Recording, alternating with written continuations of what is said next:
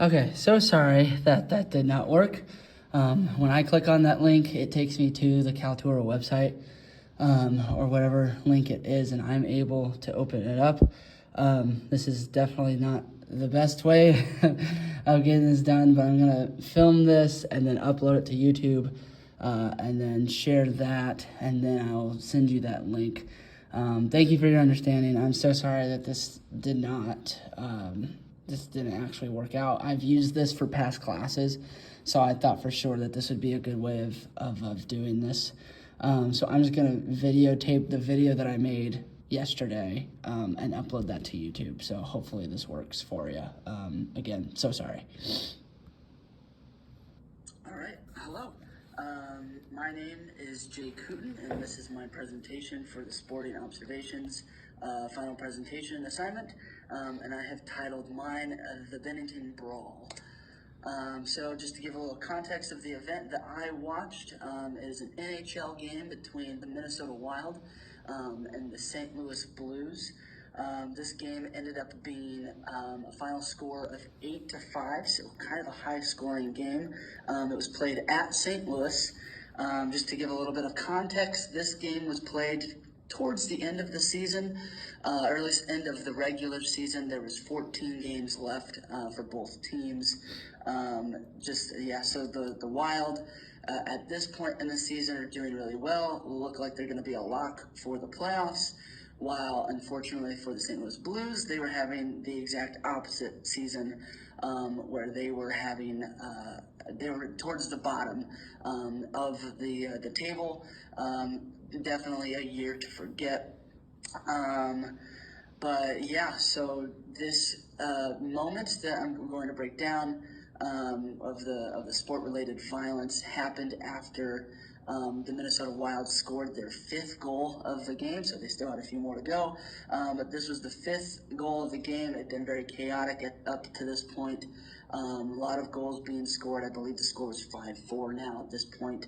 But one of the Minnesota Wild players, Ryan Hartman, ended up scoring a goal, and it looks like it's an accident, but he kind of runs in to Jordan Bennington, the goalie for the St. Louis Blues. And so in retaliation, frustrated, he goes over mid-celebration of the Minnesota Wild and kind of sucker punches Ryan Hartman and sort of knocks him down, which starts this brawl. And in the picture you can see here, both goalies started to get into it. The refs ended up actually stopping the fight, so they didn't actually get to fight. But Bennington was ejected after this for hitting Ryan Hartman directly after his goal. But that just sort of gives you a little bit of the background context to the moment that I'm talking about in this presentation. But going over some of the observations, obviously you can see there on that left picture, you can see how he comes in and actually hits quite a few of the Minnesota Wild players with his stick, and the right-handed blocker, which is a lot harder than just a regular glove of a regular skater. So that started the big brawl. And then you can see there on that right side, Jordan Bennington getting ejected, kind of getting the crowd amped up and into it a little bit more. So it's just some of the observations. So obviously the player versus player violence was there, where he came in swinging, started more brawls. There was a couple other fights happening at this point, but the big story obviously was Jordan Bennington almost fighting with Marc-Andre Fleury, the Minnesota Wild goalie.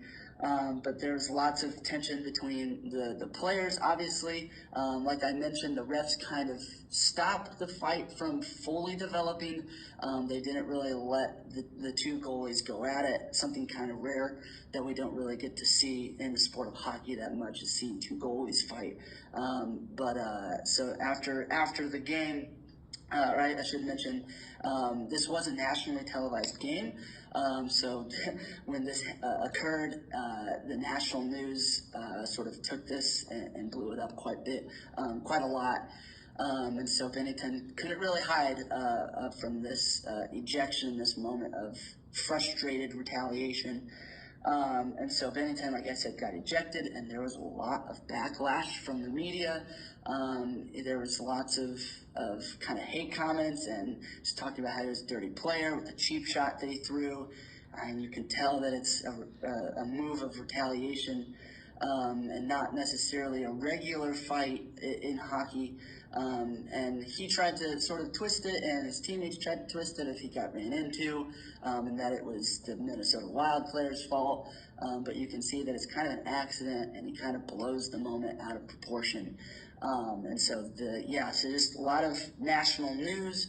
And obviously, because the game was played in St. Louis, there wasn't a whole lot of anger towards him in this moment. They definitely saw it from his side more than anybody's. But if this game had been played in Minnesota, that probably would have been switched, where there probably would have been a lot more anger, and we probably would have seen a lot more crowd involvement.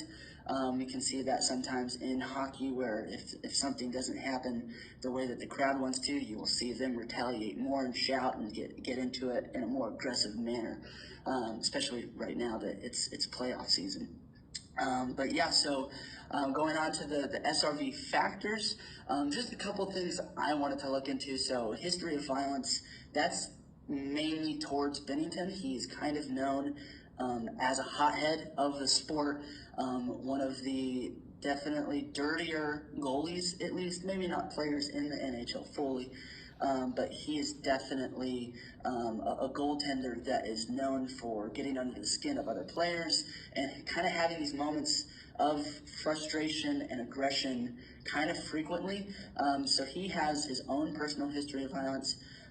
Goalie entitlement. So obviously goaltenders are a very important part of the sport, and they are vital. And so players who want to protect their goalies, I think this could definitely go under the title of, I think he probably felt gypped, and he probably felt like, oh, I got touched, I'm a goalie, I'm going to retaliate, and I'm going to fight you because you're not allowed to touch me.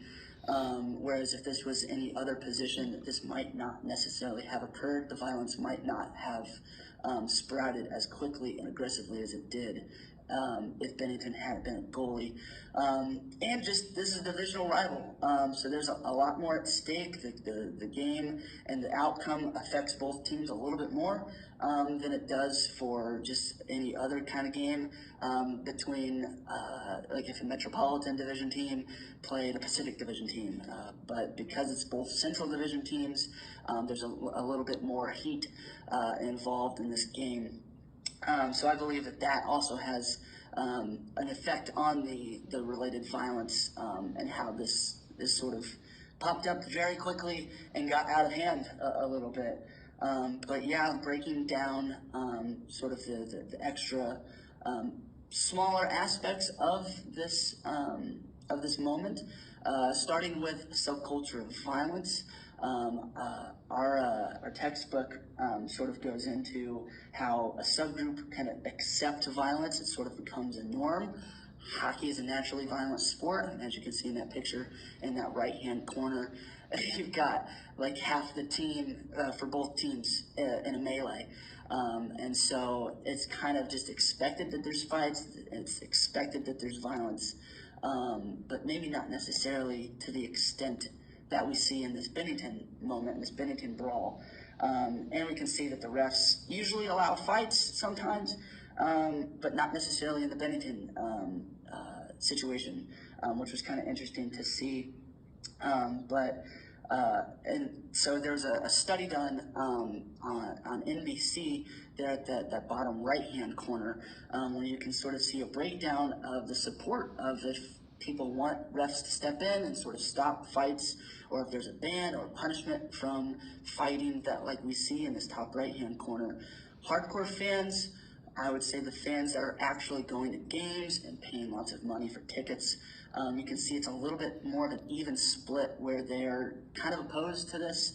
I think it's definitely more supported that fights happen, whereas if you compare it to neutrals, not so much. There's a heavy discrepancy, whereas if you're not a huge fan or not really interested, there's a lot more of an interest in not having fights, or even the occasional watcher So maybe people that just watch it on TV are probably not supporting fighting as much as the people that are actually in the building, which I think is a very interesting aspect of the sport, because yes, it's a growing sport, it's a large sport, but the people that are actually most heavily involved in it support the fighting, which I think is very interesting and something to take into account. And then looking at the hostile and instrumental aggression of the sport, our textbook defines it as intentionally inflicting harm to another. I think we can see that with this Bennington move, where he's definitely wanting to hurt the other team. He cheap shops him. He's going in with his stick and his right hand blocker, which is a lot more aggressive than we see in other instances within the sport. I feel like it's strategically used, since he's a goalie, so he probably feels like he's a little bit more protected than others. And so I think it's just interesting and an important aspect to follow up on when looking at this situation, that because of his history, because of the situation, because of his position, I think he's really trying to hurt Ryan Hartman and hurt the Minnesota Wild players, which falls under the category of instrumental aggression. So yeah, looking at the takeaways, fighting is definitely a part of the game. It's kind of accepted at that. I actually looked at a study done by Ohio State. His name is Michael Bates. He's a former pro player.